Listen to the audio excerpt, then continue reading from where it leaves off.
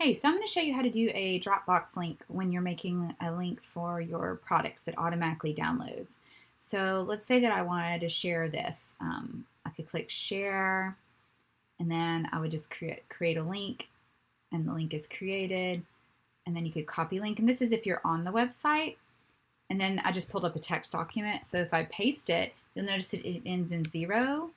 If I go down here, I'm going to paste it again, but this time I'm going to do 1. And so let me show you the difference and how it works. So if I do ends in 0,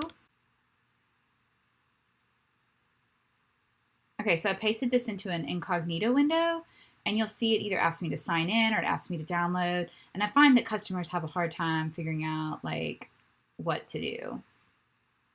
They can download it from here, and sometimes if for whatever reason the zip file is giving them trouble, then I give them this link. But most of the time, I just give them this link right here that ends in 1, and let me show you what happens when it ends in 1.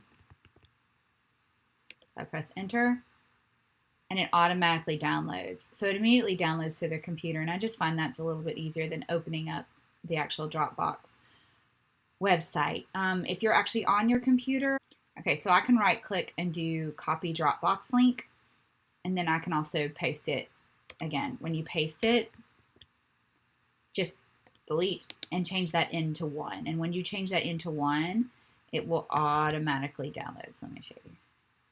So again, I press 1 and it's automatically downloading that file request.